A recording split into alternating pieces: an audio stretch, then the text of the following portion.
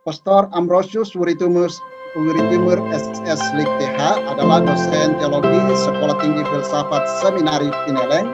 Ia belajar teologi dengan spesialisasi dogmatik pada Universitas Urbaniana Roma. Publikasinya antara lain Bersaudara Orang Tanimbar, Model Kearifan Lokal tahun 2012, Alam Pikir Arkais Tanimbar tahun 2014, Gereja Berdialog Menurut Ajaran Magisterium tahun 2018, Karya Misi di Wilayah Keuskupan Manado, sebuah penelusuran misiologi atas karya gereja di bawah terang Negeri Adventist tahun 2019, Suara Kemanusiaan di Tengah Tangisan Maluku 2019, tahun 2011 sampai 2019, Pastor Amri menjabat sebagai Ketua Sekolah Tinggi Filsafat Seminari Pineleng. Ia pernah juga menjadi pengajar dan pembina di Seminari Menengah Santo Yudas Tadeus Langgur, Maluku Tenggara dari tahun 1994 sampai 1998. Saya persilakan Pastor Amri untuk mengantar kita memahami apa yang dimaksudkan dengan persahabatan teologis. Oke, pertama terima kasih atas kesempatan yang diberikan. Dan diucapkan pertama profisiat untuk Pastor Cardo yang merayakan 40 tahun imamat. Ya mungkin tahun lalu ya, bulan Desember tahun lalu. Pastor Cardo untuk saya orang pertama yang melemparkan gagasan tentang teologi persahabatan. Ya, jadi dalam konferensi internasional di Jogja tahun 2019 itu Pastor Cardo pernah tampil di situ, lalu kemudian membawakan satu makalah dengan judul Menuju Teologi Persahabatan. Ya, sehingga tatkala mempersiapkan buku untuk merayakan 40 tahun imamat dari Pastor Cardo, tema inilah yang mungkin diangkat oleh Pastor Cardo untuk direfleksikan. Ya, jadi tulisan saya itu judulnya persahabatan teologis. Tulisan ini sebenarnya banyak diinspirasi oleh kitab Kejadian. Secara khusus itu kisah penciptaan. Kejadian 2 ayat 21 sampai dengan 22. Jadi tulisan ini lebih banyak diinspirasi oleh teks itu. Ya, Kejadian 2 ayat 21 sampai dengan 22. Ya, teksnya sendiri berbunyi, lalu Tuhan Allah membuat manusia itu tidur nyenyak. Ketika ia tidur, Tuhan Allah mengambil salah satu rusuk daripadanya lalu menutup tempat itu dengan daging. Dan dari rusuk yang diambil Tuhan Allah dan manusia itu dibangunkannyalah seorang perempuan lalu dibawanya kepada manusia itu. Jadi refleksi saya mengenai tema ini sebenarnya lebih banyak diinspirasi oleh itu. Ya. Dalam konteks membahas tema ini ada beberapa hal yang coba saya angkat untuk ya direnungkan. Pertama, apa itu persahabatan teologis? Yang sebenarnya lebih banyak diinspirasi oleh Kejadian 2 ayat 21 sampai dengan 22. Lalu poin yang berikut, saya beri judul terpecahnya kesatuan primordial sebagai permulaan persahabatan. Lalu yang ketiga, persahabatan terkoyak oleh tipuan diabolik dan pelanggaran atas hukum. Keempat, dinamika merajut kembali persahabatan pasca kejatuhan manusia. Kelima, takut akan Allah sebagai dasar dan jaminan langgengnya persahabatan. Lalu keenam, cinta kasih yang lahir dari roh sebagai jiwa persahabatan. Lalu doa merawat persahabatan. Saya mulai dengan yang pertama. Apakah itu persahabatan teologis?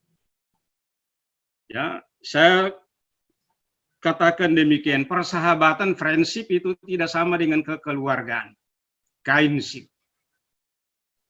Kekeluargaan lazim dihubungkan dengan ikatan darah, suku asal. Sementara persahabatan itu dapat meliputi semua ikatan kekeluargaan tetapi juga melampauinya. Ya, jadi persahabatan ya jauh lebih luas daripada ikatan kekeluargaan.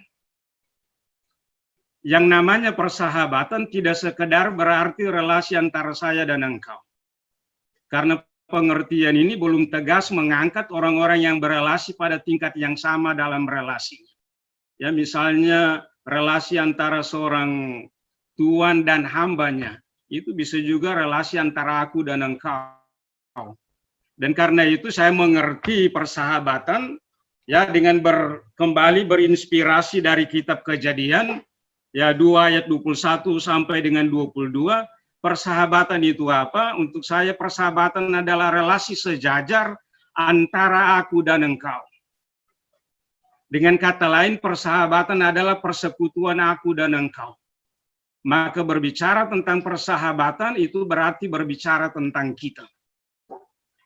Lalu saya dalam permenungan berdasarkan teks itu saya katakan lagi, sebetulnya aku dan engkau hanyalah kita yang terbagi, yang terpecah, yang terisolasi satu sama lain.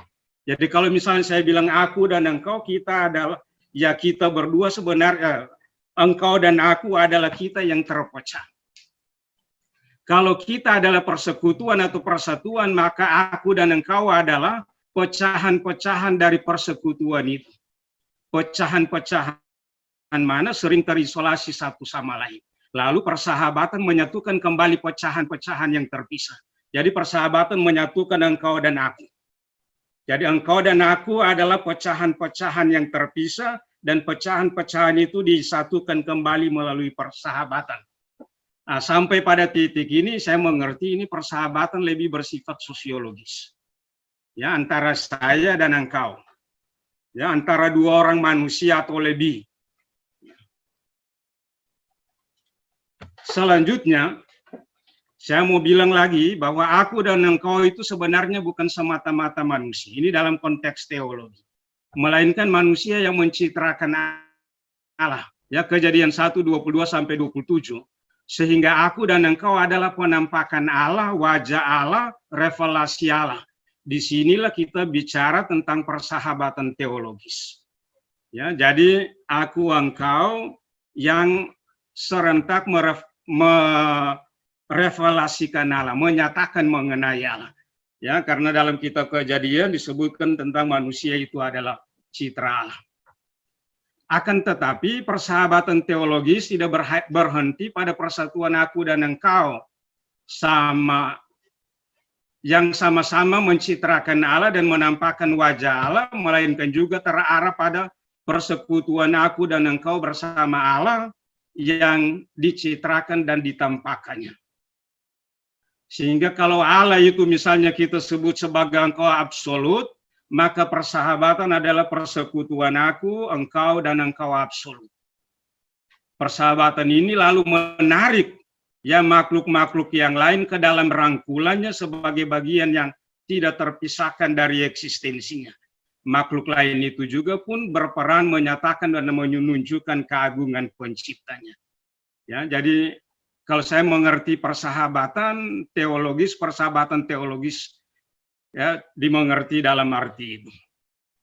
Lalu hal yang sebenarnya ketiga yang saya mau katakan di sini, sesungguhnya aku dan engkau bukan hanya menunjuk individu-individu yang otonom, yang bersahabat, tetapi juga menunjuk kumpulan, ya komunitas, suku, bangsa, negara sebagai satu totalitas, karena masing-masing itu sebenarnya merupakan kumpulan dari individu-individu.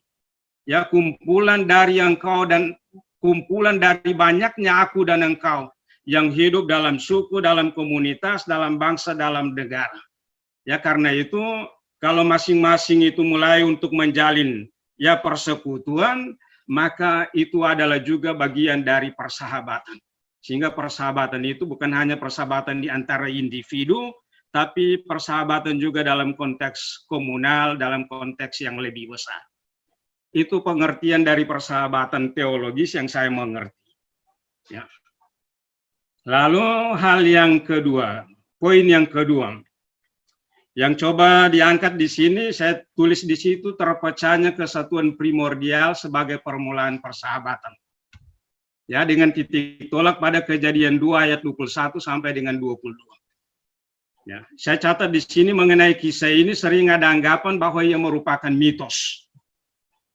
Jadi ada yang menganggap bahwa kisah penciptaan dalam kitab suci kita itu merupakan mitos dari bangsa-bangsa sekitar, diambil oleh penulis kitab Kejadian, dimodifikasi sedemikian rupa sehingga menjadi kisah penciptaan sebagaimana yang terdapat dalam kitab suci. Tapi itu satu anggapan. Anggapan lainnya ialah kisah penciptaan itu adalah kisah penciptaan khas Israel yang berbeda dari kisah penciptaan atau mitos penciptaan dari bangsa-bangsa yang lain.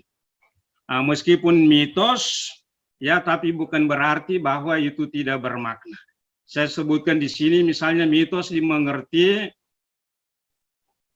pada hakikatnya sebuah mitos adalah suatu pemandu. Mitos memberitahu tentang apa yang harus kita lakukan agar hidup lebih diperkaya. Mitos membantu manusia untuk memberi makna atas kehidupannya, tetapi juga menyinggung segi-segi kehidupan manusia yang tak terjangkau. Dan terbukti bahwa kisah penciptaan telah menginspirasi lahirnya berbagai macam tulisan mengenai teologi penciptaan yang sungguh sangat berarti dalam membangun peradaban. Ya, jadi saya bertitik tolak dari sini, lalu kemudian katakan tentang ini terpecahnya kesatuan. Artinya begini, kalau kita misalnya bertitik tolak pada Kejadian 2 ayat 21 sampai 22, pada mulanya diciptakanlah manusia. Lalu Tuhan Allah membuat manusia itu tidur, lalu diambillah salah satu dari rusuknya lah, lalu dibuatnya lah perempuan. Ya, jadi dibuat manusia itu tidur, lalu kemudian dia ambil salah satu rusuknya. Ya. Jadi bertolak dari kejadian ini, saya kata manusia termasuk di antara makhluk-makhluk yang diciptakan oleh Allah. Ia dibentuk dari debu tanah dan nafas hidup ditiupkan ke dalam mulutnya, sehingga ia menjadi makhluk hidup. Ia diciptakan sebagai yang satu, tak terbagi satu-satunya. Dia adalah dirinya sendiri, terisolasi sebagai manusia di tengah makhluk lain yang diciptakan bagi dirinya. Ya, jadi mula-mula hanya manusia itu seorang diri dalam pengertian itu. Satu-satunya, solo tunggal. Bila diambil salah satu rusuknya, ini menandakan bahwa kesatuan itu sekarang dipecah, dibagi, dipisahkan. Namun pecahan ini bukanlah pecahan yang tak dapat menyatu dan terintegrasi dengan asalnya. Sebab dari rusuk itu dibangunlah perempuan dan itulah namanya, sebab ia diambil dari laki-laki. Dan ini memperlihatkan bahwa kesatuan yang sudah dibagi atau dipecah itu justru dijadikan bagian lain yang melengkapi bagian yang daripadanya ia berasal. Jadi kalau misalnya kita ingat tentang kisah ini, setelah diciptakan perempuan, dibawa kepada manusia itu, lalu manusia itu kemudian mengenal perempuan itu dengan kata-kata, inilah dia tulang dari tulangku dan rusuk dari rusukku. Kurang lebih ya teksnya begitu. Ya, ini untuk mengatakan apa? Mengatakan bahwa semula manusia itu satu-satunya, tetapi ia kemudian dipecah, dan bagian lain yang dipecah itu tetap terintegrasi dengan bagian asal. Dan manusia itu mengenal perempuan itu sebagai bagian dari dirinya. Inilah dia tulang dari tulangku dan rusuk daging dari dagingku. Kurang lebih begitu bunyinya. Lalu saya tambahkan lagi di situ, bila diperhatikan dengan saksama, ya kisah penciptaan, ya dalam kisah penciptaan terungkap juga bahwa kalau manusia itu seorang diri saja, ia impotensial, tidak produktif. Tapi ketika ia dibagi-bagi atau ia telah memecahkan dirinya, maka ia kemudian menjadi manusia yang produktif, yang potensial. Yang itu terungkap lewat ungkapan kalau kita baca kitab suci, beranak cucu dan berkembang biak. Penuhilah muka bumi ini dan taklukkanlah itu. Jadi ketika manusia itu seorang diri saja, ia tidak produktif, impotensial, tetapi saat ia dibagi, ia terbagi, maka ia kemudian bisa menghasilkan, ia bisa produktif. Ya, jadi ini kurang lebih mengatakan tentang ya persahabatan dimulai dari mana? Persahabatan itu dimulai ketika orang berbagi. Ya, persahabatan itu dimulai ketika orang membagi dirinya atau orang memberikan dirinya. Ya, kurang lebih itu yang ya mau dikatakan dalam konteks teks ini. Lalu bagian yang ketiga, persahabatan terkoyak oleh tipuan diabolik dan pelanggaran atas hukum. Saya katakan di situ kesatuan primordial yang terpecah menjadi bagian lain yang melengkapi ternyata sangat rentan terhadap perpecahan yang lainnya. Hal ini disebabkan oleh kebebasan menentukan pilihan sendiri meskipun ada ketentuan hukum dengan akibat-akibatnya. Ya, bagi saya misalnya dalam konteks kitab Kejadian, ya Tuhan Allah berfirman, buah pohon dalam taman ini boleh kamu makan, tetapi perihal buah pohon di tengah-tengah taman jangan kamu makan, karena kalau kamu makan maka kamu akan mati. Ya, bagi saya ini hukum, ini ketetapan, dan ketetapan ini mesti dipenuhi, mesti dipatuhi. Tapi karena ada tipuan diabolik, maka manusia kemudian melanggar hukum ini. Dan akibatnya ialah ia terpecah dalam persahabatan, baik dengan Allah maupun terpecah persahabatannya dengan sesama. Kalau kita misalnya merefleksikan teks itu, tipuan diabolik ini sebenarnya tujuan utamanya ialah memecah persahabatan antara manusia dengan Allah. Tapi ternyata berakibat juga pada terpecahnya hubungan manusia satu sama lain. Dan makhluk-makhluk yang lain pun tidak terangkul itu di dalam persahabatan itu. Ya.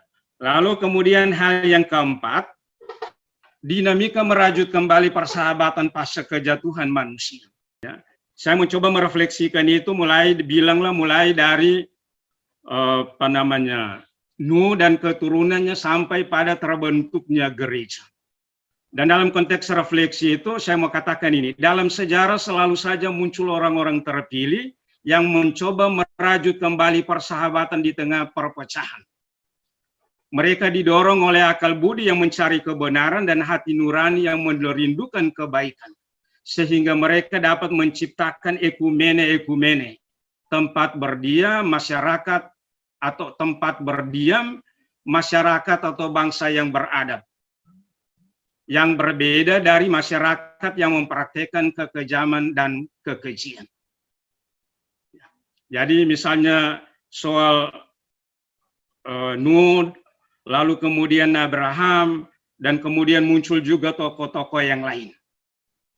Ya. Jadi dalam perjalanan sejarah sebenarnya selalu muncul tokoh-tokoh itu. Jadi bilanglah inilah orang-orang terpilih yang sebenarnya selalu mencoba untuk merajut kembali persahabatan yang terkoyak karena kejatuhan manusia. Ya, meskipun demikian, kalau misalnya kita merefleksikan perjalanan itu, mereka selalu gagal, bilanglah begitu. Ya, Abraham dan keturunannya, Abraham dan bangsa Israel pun sebenarnya mengalami kegagalan dalam konteks ini. Ya, Abraham dipanggil, lalu ia membentuk sebuah bangsa, sehingga bangsa itu menjadi umat Allah, tapi dalam perjalanan waktu bangsa ini menjadi bangsa yang tidak setia. Ya, tidak setia pada Allah, dan akibatnya ialah bahwa bangsa ini pun mengalami kejatuhan. Jadi pembuangan-pembuangan yang dialami oleh bangsa Israel misalnya, itu memperlihatkan bahwa ketidakpatuhan pada Allah itu menyebabkan ya ia terpecah.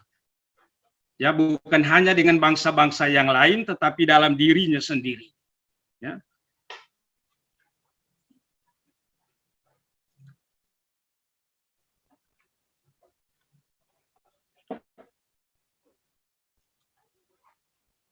Dalam konteks ini saya mengutip apa yang dikatakan oleh Santo Bonaventura mengenai kejatuhan manusia. Dia bilang begini, oleh kejatuhan itu manusia menjadi homo incurvatus. Artinya manusia menjadi manusia yang tidak lagi berdiri tegak, tetapi ia senantiasa membungkuk karena ia tidak lagi mampu untuk bercakap-cakap dengan Allah.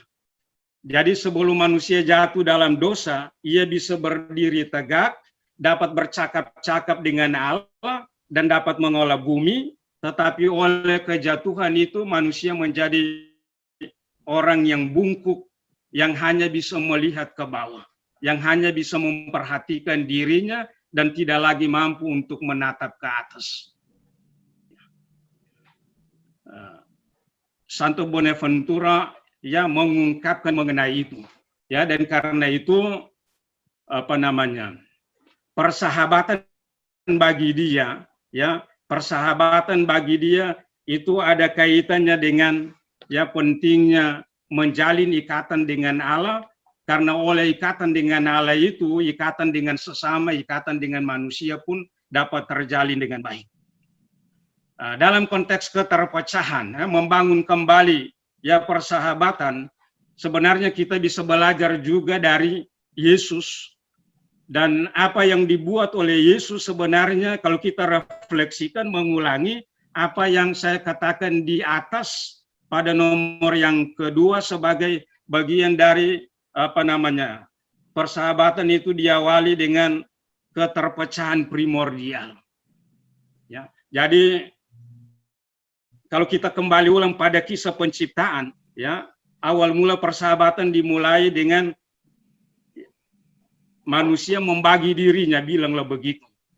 Jadi manusia itu mula-mula seorang diri, diambil salah satu rusuknya dan dibuatlah manusia yang lain, sehingga terjalin ikatan antara dia dan yang lain. Kalau kita merefleksikan pengalaman Yesus, maka Yesus pun sebenarnya melakukan hal yang sama.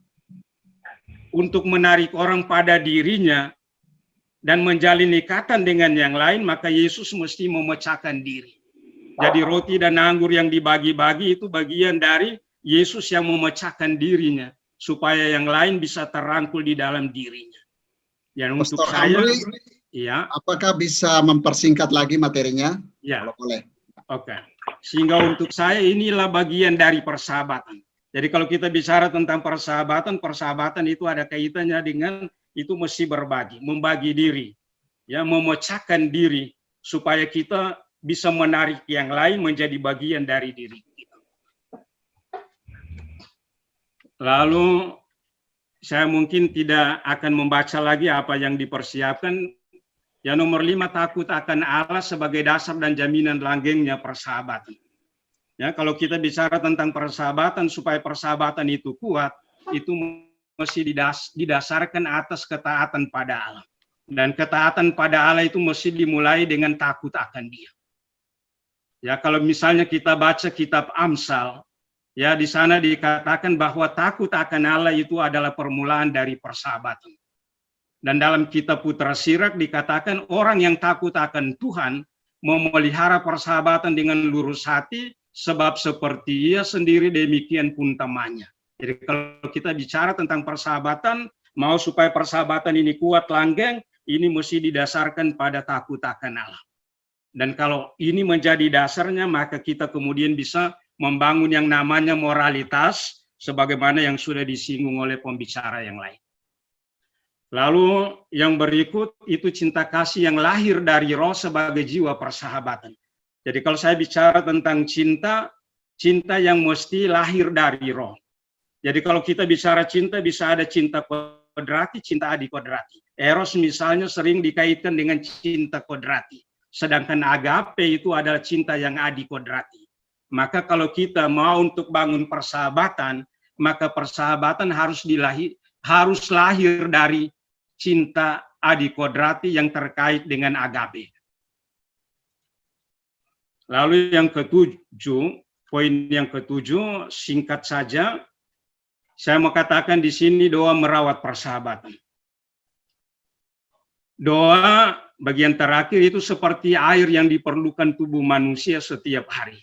Dan bukan seperti obat yang sewaktu-waktu diperlukan tubuh pada saat sakit. dan bukan seperti hujan yang sewaktu-waktu diperlukan tanaman untuk pertumbuhannya. Dalam doa sebenarnya kita mesti menyesuaikan itu keinginan kita dengan keinginan Allah. Karena doa itu berarti percakapan dengan Allah, dan percakapan itu berarti berbicara dan mendengar.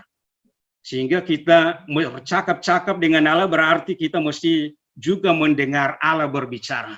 Sehingga dalam doa kita mesti menyesuaikan ya keinginan kita dengan keinginan Allah. Dalam penyesuaian itu bilanglah akan terjalin persahabatan dengan Allah, tetapi kiranya juga dengan manusia.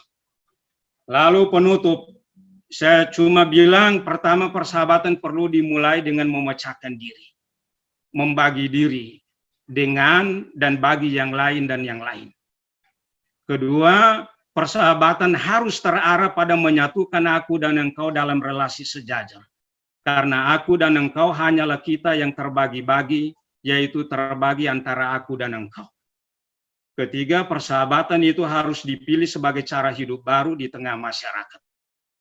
Saya kira itu saja beberapa gagasan yang bisa disampaikan dalam kesempatan ini.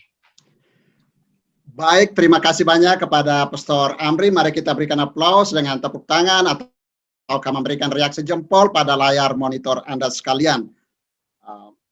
Waktu kita memang sempit, saya tidak mau mengulangi apa yang dikatakan tadi, tetapi saya hanya mau mengatakan, tadi dalam bagian tertentu, Pastor Amri mengatakan, ada orang-orang yang terpilih yang selalu muncul untuk merajut kembali persahabatan. Dan persis pada tema berikut ini, Pastor Melki akan bicara tentang imam membangun persahabatan. Mungkin para imam itu adalah orang-orang terpilih yang merajut kembali lagi persahabatan. Perkenalan untuk Pastor Melki, Dr. Melki Malingkas, SSMD, lahir di Kinamang, Minahasa Selatan, 23 November 1974. Pendidikan S1 di Sekolah Tinggi Filsafat Seminari Pineleng, tahun 2002. Gelar MD diperoleh di Universitas Pontificia Salesiana di Roma, Italia, tahun 2011. Dan gelar S3 didapatkan dari Universitas Negeri Manado, tahun 2017, kalau tidak salah, saya lupa ini. Pada tahun 2005, sampai sekarang menjadi dosen pedagogi dan kateketik di STFSP dan di Stipas Don Bosco Tomohon. Saat ini beliau menjabat Wakil Ketua 2 Puket 2 bidang administrasi di STFSP. Saya persilakan Pastor Melki pakai waktu yang baik dan benar untuk memberikan gagasan tentang imam membangun persahabatan.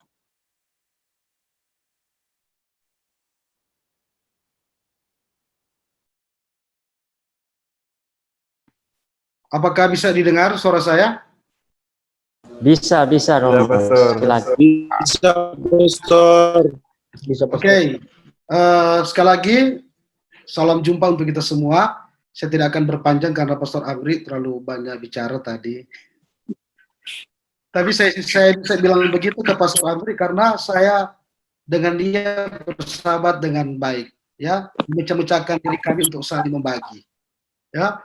Nah, pertama-tama pervisiat untuk Pastor Cardo yang bisa merayakan ulang tahun imamat yang ke-40.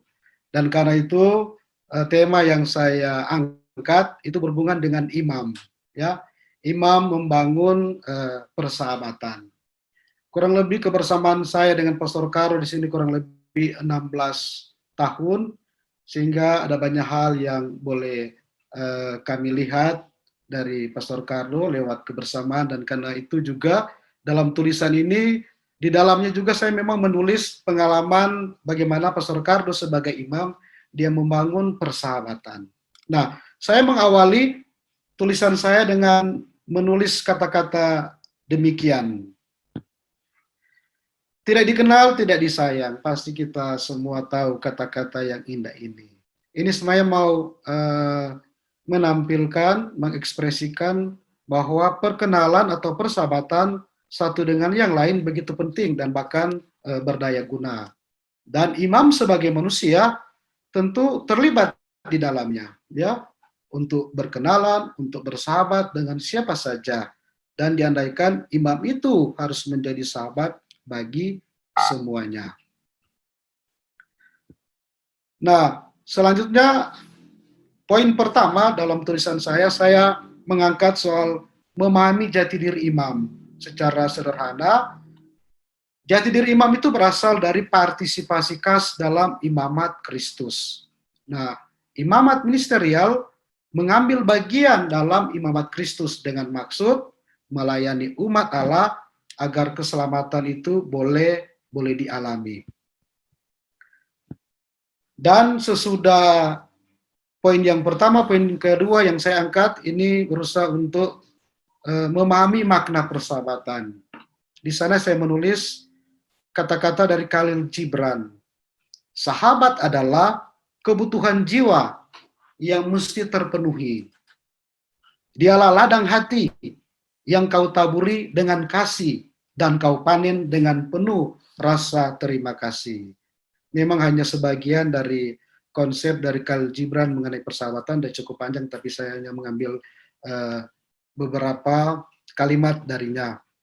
Nah, sahabat dimengerti sebagai pribadi yang selalu ada. Saya mengatakan selalu ada dalam situasi atau apapun. Ini paling penting. Sahabat itu selalu ada dalam situasi apapun. Ia akan hadir, mendengarkan, meneguhkan, memotivir, bahkan mengisi kekurangan sahabatnya.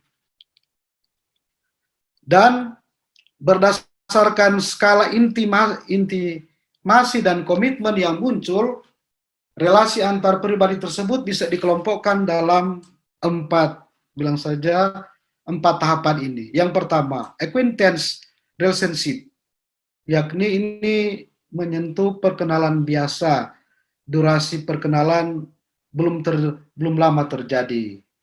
Lalu yang kedua, tahap yang kedua bilang saja friendship relationship, pertemanan karena kesamaan minat, sifat, dan kepentingan, serta terkadang juga faktor hobi bisa menjadi motivasi dalam relasi ini. Lalu yang ketiga, semakin dalam, ini menunjuk kepada role relationship, hubungan berdasarkan peranan atau kepentingan. Dan yang paling dalam, ya paling tinggi dari skala intimasi dari sebuah persahabatan, itulah deep friendship or intimate relationship. Hubungan yang sudah melibatkan emosi dan komitmen.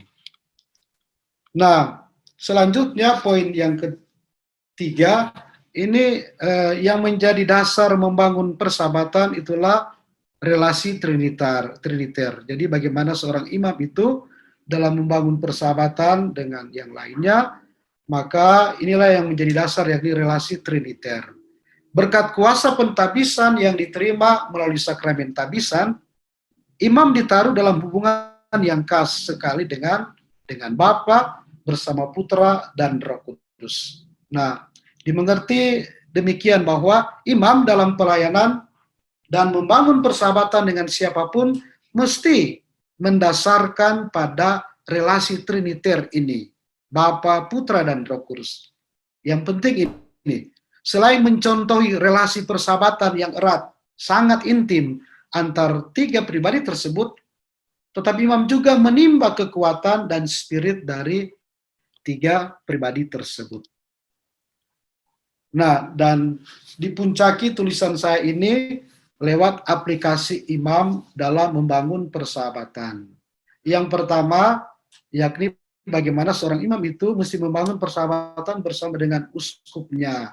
Dan karena itu, saya menulis harusnya diusahakan sebuah persahabatan yang mendengarkan. Dari pihak uskup, hendaknya para uskup selalu merangkul para imam dengan kasih yang istimewa, ya.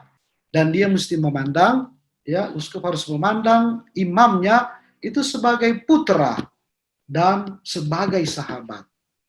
Dari pihak imam, bagaimana dia membangun persahabatan dengan uskupnya, ini yang mesti dikedepankan, yakni sikap mendengarkan. Dan sikap mendengarkan itu menjadi tanda bahwa dia taat kepada uskupnya. Lalu yang kedua, jadi bagaimana seorang imam membangun persahabatan itu bersama dengan imam lainnya. Yang mesti dikedepankan yakni model persahabatan yang meneguhkan. Saling membantu supaya para imam selalu mengerjakan karya bersama demi kebenaran. Jadi apa yang diusahakan secara bersama dalam kekuatan, ya dalam korps itu, sebagai imam memang mesti mengerjakan karya bersama demi kebenaran. Dan dikuatkan dengan ini, diteguhkan dengan ini, imam-imam yang sudah tua harus menjadi contoh dan memberi bantuan pastoral kepada imam-imam yang muda.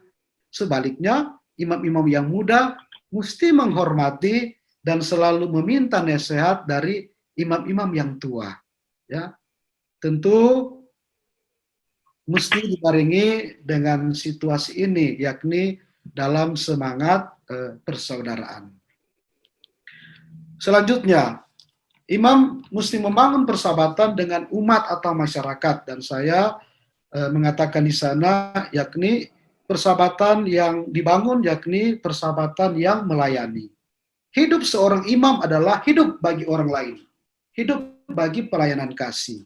Jadi ini yang mesti digarisbawahi, meski kesibukan dalam hari-harinya tak dapat diprediksi, tetapi wajib senantiasa merupakan pelayanan kasih. Pertama-tama, pelayanan kasih yang dibuat oleh imam itu memang bagi Tuhan, dan kemudian bagi sesama, bagi umat, dan bagi masyarakat. Lalu yang terakhir bilang saja, bagaimana seorang imam juga mesti membangun sebuah persahabatan dengan alam lingkungannya. Dan saya mengatakan di sana, ini persahabatan yang mengolah. Dalam artian seperti ini, bahwa imam bukan hanya memberikan kesaksian hidup bagaimana memelihara lingkungan, tetapi juga boleh tampil sebagai edukator bagi manusia, bagi umat, bagi masyarakat. Untuk ini, untuk sebuah lingkungan alam yang menjadi lebih indah, terpelihara dengan bertanggung jawab, sehingga hal-hal seperti kemarin hari Jumat itu longsor, banjir, dan lain sebagainya bisa dijauhkan dari kehidupan kita. Begitu dari saya, dan sekali lagi Provisia untuk Pastor Cardo, terima kasih untuk kesaksian hidup yang boleh kami lihat bagaimana usaha-usaha dari Pastor Cardo untuk membangun persahabatan bersama dengan Bapak Uskup, dengan imam yang lainnya, juga dengan masyarakat, dengan umat, dan terlebih dengan lingkungan. Kalau datang ke tempat Pastor Cardo, di depannya dan di belakangnya itu ada bunga-bunga yang baik, yang asri, dan bisa bertumbuh dengan bagus karena perhatian dan cinta dari Pastor Cardo. Begitu dari saya, dan terima kasih. Baik, terima kasih pada Pastor Melki. Mari kita berikan aplaus untuk Pastor Melki dengan tepuk tangan ataupun dengan memberikan jempol pada layar monitor Anda sekalian. Dari Pastor Melki tadi saya hanya mencatat bahwa persahabatan yang dipupuk oleh seorang imam itu adalah persahabatan yang melayani. Melayani dalam ritual ataupun melayani dengan sesama yang dia jumpai. Kita ke pembicara yang terakhir adalah Pastor Dr. Liviani Ponda SSMTH. Yang akan mengantar kita untuk memahami persahabatan dalam ritual Kristiani. Dr. Stanley Vianney Ponda SSMTH lahir di Woloan 29 Mei tahun 1977. Tahun 2003 menyelesaikan program Strata 1, program studi filsafat di Sekolah Tinggi Filsafat Seminari Pineleng. Pada tahun 2014 menyelesaikan program Magister Teologi S2 di Leopold Franzens Universität Innsbruck, Austria, dan program doktoral teologi S3 pada tahun 2018 di universitas yang sama. Sejak tahun 2018 bertugas sebagai staf pengajar di Sekolah Tinggi Filsafat Seminari Pineleng dan mengajar mata kuliah liturgi. Sekarang ini juga beliau menjabat sebagai Ketua LPMI di Sekolah Tinggi Filsafat Seminari Pineleng. Saya mempersilakan Pastor Dr. Stanley Vianney Ponda SSMTH untuk memaparkan materinya tentang persahabatan dalam ritual Kristiani. Ya, selamat malam para rekan-rekan dosen, para mahasiswa, tapi juga undangan yang menghadiri seminar ini. Saya pembicara yang terakhir. mungkin karena saya paling muda. Tentu bahan yang saya presentasikan lahir dari sebuah perspektif yang sangat berbeda, sangat sempit karena ini berkaitan dengan ritual Kristiani. Bagi saya, persahabatan bukan saja sebuah konsep yang didiskusikan, persahabatan itu bukan hanya sesuatu yang kita wujud nyatakan, tetapi akan menjadi lengkap jika persahabatan itu pun dirayakan. Karena itu di dalam paper saya, sumbangan sederhana saya memberi judul Persahabatan dalam Ritual Kristiani, merayakan sebuah persahabatan. Ritual berkaitan dengan perayaan. Saya akan meringkaskan apa yang saya sudah tulis supaya waktu kita cukup. Titik berangkat saya adalah gagasan dari Pastor Dr. Paul Richard Renwarin tentang teologi persahabatan sebagai kontribusi teologi Kristen yang mampu menyinari cara berelasi sosial antar warga masyarakat Indonesia. Gagasan ini dituangkan dalam satu artikelnya yang berjudul Menuju Teologi Persahabatan dalam Fides et Ratio, tadi Pastor Amri juga sudah menyinggung. Saya sekurang-kurangnya membaca dua tulisan tentang yang menyinggung tentang persahabatan, teologi persahabatan dari Pastor Cardo.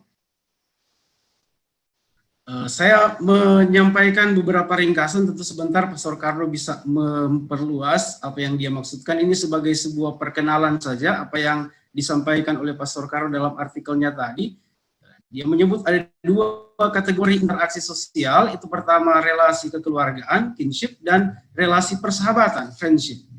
Dan dua kategori ini kadang-kadang atau membentuk juga paradigma berteologi. Misalnya kategori pertama lalu nampak di dalam jadi gambaran kekerabatan, kekeluargaan muncul kelihatan di dalam istilah-istilah teologi, misalnya keluarga Allah, anak-anak Allah, Bapa dan Putra, persaudaraan, dan lain-lain. Tetapi menurut Pastor Cardo, kategori yang pertama ini memiliki keterbatasan karena yang diterima hanyalah mereka yang mempunyai kesamaan aliran darah, leluhur yang sama, wilayah yang sama, dan berbagai kesamaan lain.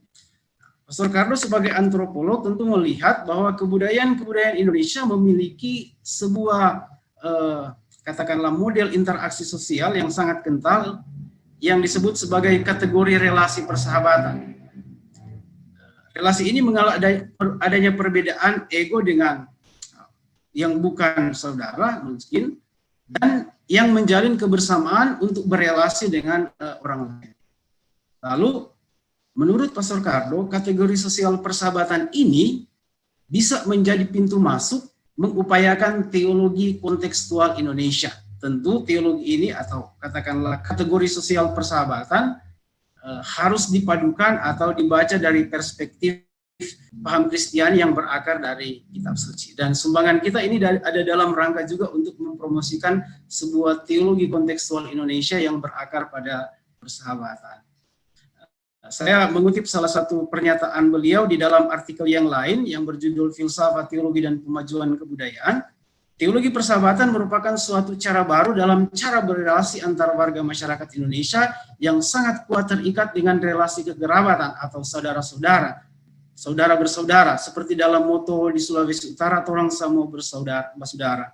Justru cara berrelasi sebagai saudara ini masih bercorak tertutup dan eksklusif dan perlu dibuka serta diperkaya dengan corak persahabatan yang sejati.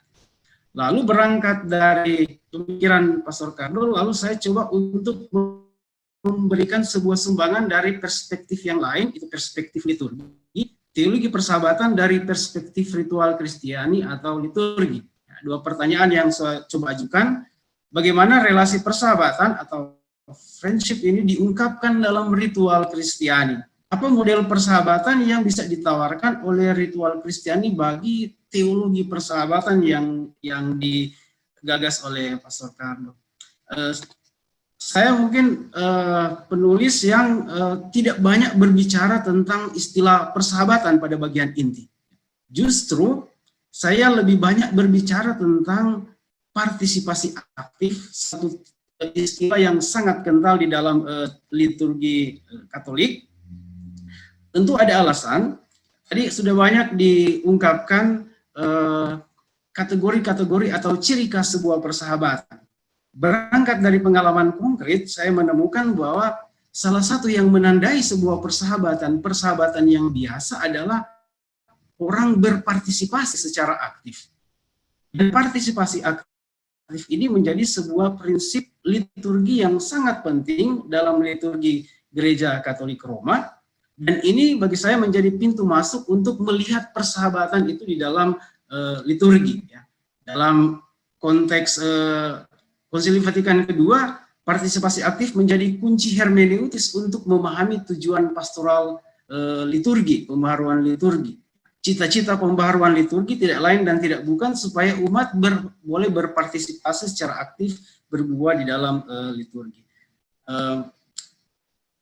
Saya pada bagian inti ini lebih banyak berbicara tentang partisipasi aktif di dalam liturgi. Tentu ada sejarahnya yang saya bahas.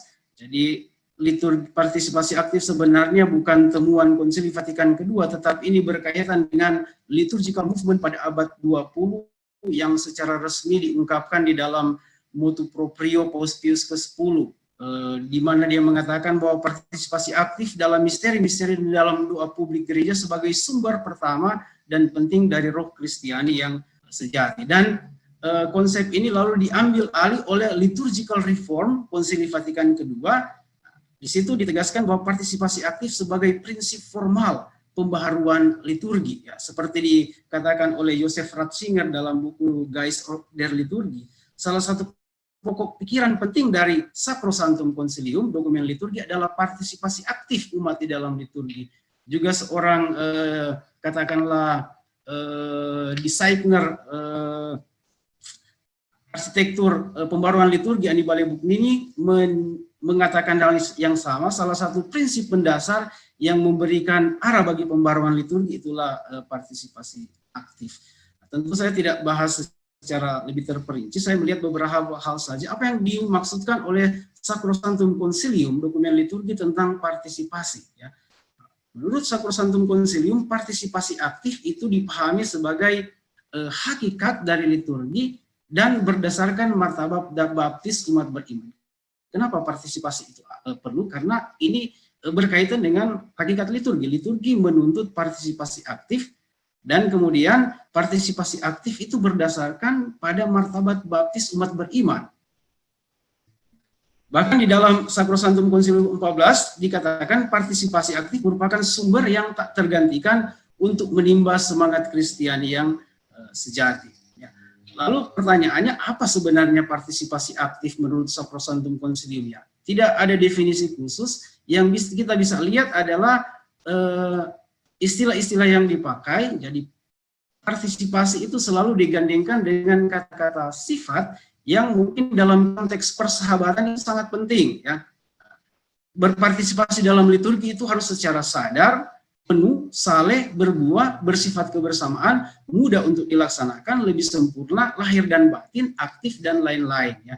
Dan ini sifat-sifat ini tentu bisa menjadi inspirasi bagi kita untuk memahami persahabatan itu di dalam liturgi. Ya. Karena partisipasi aktif berarti liturgi adalah sebuah tindakan komunal.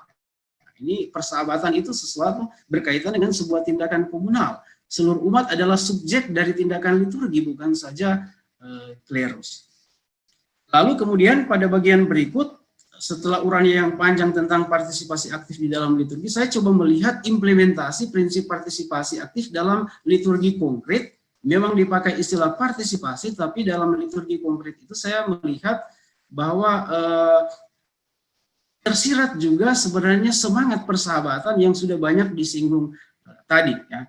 Kita tahu dalam Sacrosanctum Concilium nomor 21 ada satu prinsip yang sangat penting, bahwa di dalam pembaharuan naskah dan upacara-upacara harus dibuat sebuah perubahan yang sangat-sangat penting agar umat Kristiani boleh menangkap dengan mudah, dapat ikut serta dalam perayaan secara aktif, secara penuh, aktif, dan atau secara khas bagi jemaat. Ya. Dari kata-kata Sacrosanctum Concilium nomor 21 juga, biarpun tidak bicara tentang persahabatan, tetapi semangat atau jiwa persahabatan itu juga diungkapkan di situ. Sehingga liturgi itu yang menuntut partisipasi itu juga bisa menjadi lokus dari sebuah persahabatan. Nah, dalam bagian ini saya mengambil dua bentuk liturgi atau ibadat konkret. Itu pertama, dalam bagaimana partisipasi aktif itu terungkap di dalam perayaan Ekaristi, dan yang kedua, bagaimana partisipasi aktif itu terungkap di dalam praktek kesalihan umat. Dan ini tentu hal yang sangat menarik bagi saya. Yang pertama, di dalam perayaan Ekaristi secara sangat singkat saja, partisipasi aktif itu terungkap lewat kata, nyanyian, gerak, sikap tubuh, sikap mendengarkan, dan hening. Ya. Juga yang sangat penting saya lihat misalnya dalam rubrik buku misa, dalam bahasa Latinnya, instruksi pertama yang diungkapkan di situ adalah populo congregatum. Jadi ketika umat berkumpul, rubrik ini mengungkapkan Ekaristi sebagai sebuah tindakan umat berkumpul. Tentu dihubungkan dengan persahabatan, ini menyiratkan sebenarnya sebuah semangat persahabatan. Di dalam Ekaristi ada interaksi. Dan di dalam Ekaristi bukan karena relasi kekerabatan, melainkan karena sebuah kesadaran kolektif, kesadaran akan identitas kultural. Ya, ini dimensi persahabatan. Ya. Dalam perkumpulan Ekaristi tidak menghapus diferensiasi sosial, tetapi merelatifir. Ya. Karena di dalam Ekaristi, dalam prakteknya, semua disapa sebagai saudara-saudari, dalam arti disapa sebagai sahabat. Ya. Diferensiasi sosial atau pangkat kedudukan itu tidak memainkan peranan yang sangat penting. Tentu banyak aspek-aspek lain lagi dalam perayaan Ekaristi di mana partisipasi atau dimensi persahabatan itu terungkap. Yang menarik juga bagaimana praktek persahabatan terungkap di dalam devosi rosario. Ini sangat sederhana sebenarnya. Praktek ini memiliki karakter kebersamaan dan persahabatan yang sangat kuat. Saya tidak mengatakan, saya hanya merumuskan, saya mengutip beberapa pernyataan yang ada di dalam tulisan saya. Misalnya, karakter kebersamaan terungkap di mana semua yang hadir adalah bagian dari eklesia orans, gereja yang sementara berkumpul untuk berdoa. Pengulangan doa Salam Maria akan melebur segala sekat-sekat perbedaan status sosial di tengah umat yang hadir. Di dalam perkumpulan itu mereka semua adalah sesama saudara yang hadir di hadapan Tuhan untuk memuji dan menyembahnya. Kutipan yang lain, ibadat rosario memberikan ruang fleksibilitas yang lebih luas bagi umat yang terlibat di dalamnya. Batasan-batasan pembagian tugas yang ketat juga tidak terlalu penting di dalam rosario. Cukup pada satu orang yang bertindak sebagai pemandu, yang lain terlibat dan doa bersama. Tidak ada yang diistimewakan, tidak ada yang dimarginalkan. Semua adalah bagian dari komunitas yang berdoa. Kesalahan seorang anak kecil yang menderaskan Salam Maria secara terbata-bata dimaklumi dan diterima. Semua yang hadir mendapatkan giliran untuk mengucapkan atau melakukan sesuatu. Apa yang diucapkan adalah sesuatu yang sudah lazim dalam pendengaran dan hafalan. Tidak ada sesuatu yang aneh dan rumit. Teks-teks doa serba sederhana dan menyentuh hati. Lalu pada bagian penutup, saya coba menawarkan satu model persahabatan yang berinspirasi dari ritual atau liturgi Kristiani atau beribadah, itulah persahabatan ekaristis. Tentu ekaristis di sini saya tidak persempit pada ritualnya, tetapi pada semangat ekaristi. Ya. Menutup sebuah persahabatan ekaristi. Ritual Kristiani, liturgi persahabatan bisa menjadi sebuah jawaban atas pencarian manusia akan bentuk interaksi sosial yang berbasis pada persahabatan. Katakanlah ritual Kristiani adalah lokus persahabatan. Seperti yang dikatakan oleh Pastor Warin, relasi persahabatan pada dasarnya adalah upaya untuk keluar dari ego diri sendiri menuju ke luar lingkungan kelompoknya dan membentuk relasi dengan orang lain. Dalam ritual Kristiani itu juga terungkap. Persahabatan ditandai dengan usaha dari individu untuk terlibat dalam interaksi sosial. Ya, tidak menjadi penonton bisu. Komunitas ekaristis bukan semata-mata sebuah entitas yang dibangun atas dasar interaksi vertikal. Tadi banyak sudah disinggung persahabatan teologis. Gereja yang termanifestasi dalam perkumpulan Ekaristi merupakan sebuah persekutuan dan persahabatan umat beriman dengan Tritunggal Maha Kudus. Ini inspirasi juga dari tulisan Pastor Karno. Ya. Persahabatan gereja yang berinspirasi dari persekutuan Allah Tritunggal itulah persahabatan Ekaristis. Prinsip dasar yang membangun relasi persekutuan Allah Tritunggal adalah kasih. Kasih itu dimanifestasikan dalam tindakan Allah yang mencipta dan menyelamatkan, di dalam tindakan Allah Putra yang menebus dan membebaskan, dan di dalam tindakan Allah Roh Kudus yang menguduskan dan memperbaharui bumi. Ini bicara tentang pewahyuan Allah, tadi disinggung juga oleh Pastor Amri. Pewahyuan artinya apa? Bahwa Allah keluar dari dirinya, berjumpa dan membangun persahabatan dengan dunia dan manusia. Dengan cara apa? Mencipta, menembus, menguduskan, dan membaharui. Satu dimensi penting dari persahabatan Ekaristi adalah ini berkaitan dengan makan dan minum. Ya, mungkin Pastor Berti lebih tahu, orang Cina mengatakan persahabatan itu dimulai dari perut. Saya tidak tahu apakah betul atau tidak. Tapi ini juga ada nuansanya di dalam Ekaristi. Nah, Ekaristi dihayati sebagai sebuah perjamuan. Ya. Jadi Ekaristi itu berkaitan dengan makan dan minum. Dan persahabatan itu lebih banyak juga berkaitan dengan makan dan minum. Ya. Inspirasi dasarnya adalah teologi Paulus dalam 1 Korintus 10, 16, 17. Bukan kacauan pengucapan syukur yang atasnya kita ucapan syukur adalah persekutuan dengan darah Kristus. Bukankah roti yang kita pecah-pecahkan adalah persekutuan dengan tubuh Kristus? Karena roti adalah satu, maka kita sekalipun banyak adalah satu tubuh, karena kita semua mengambil bagian dalam roti yang satu ini. Dan ini menjadi inspirasi yang sangat bagus dalam konteks Ekaristi. Bagi Paulus, partisipasi dalam perjamuan membentuk persekutuan gereja. Ya. Artinya, persekutuan, partisipasi di dalam perjamuan Ekaristi membentuk persekutuan dan persahabatan. Jadi mengambil bagian di dalam makan dan minum perjamuan yang terjadi di dalam Ekaristi itu juga membentuk persahabatan. Dan roti dan anggur adalah lambang cinta dan pemberian dari Kristus, dan Ekaristi itu memberikan inspirasi bagi sebuah persahabatan yang berbasis pada kasih, pemberian diri, dan pengorbanan. Tadi sudah diungkapkan juga oleh Pastor Amri. Dan inilah inspirasi persahabatan yang berasal dari Yesus sendiri. Ia membiarkan dirinya diambil, dibagi-bagi demi keselamatan banyak orang. Pro multis effundetur. Sehingga bagi kita ini inspirasi penting, menarik bagi saya. Yesus menjadi sahabat sejati bagi sesamanya. Seperti di dalam Yohanes 15:13 dikatakan, tidak ada kasih yang lebih besar daripada kasih seorang yang memberikan nyawanya untuk sahabat-sahabatnya. Selamat ulang tahun Imamat ke-40 Pastor Paul Richard Renbarin. Saya mengutip satu ayat di dalam liturgi tabisan, di mana sesudah seorang ditabiskan, lalu ayat ini yang dinyanyikan atau dibacakan, iam non dicam servos set amicos quia omnia cognovisti que operatusum in media vestri. Saya tidak menyebut kamu lagi hamba, melainkan sahabat, karena kalian telah mengenal segala sesuatu yang telah saya kerjakan di tengah-tengah kamu. Terima kasih banyak, dan saya kembalikan kepada moderator. Baik sekali, terima kasih banyak Pastor Stanley. Mari kita berikan aplaus untuk Pastor Stanley dengan tepuk tangan ataupun memberikan reaksi jempol pada layar monitor Anda sekalian.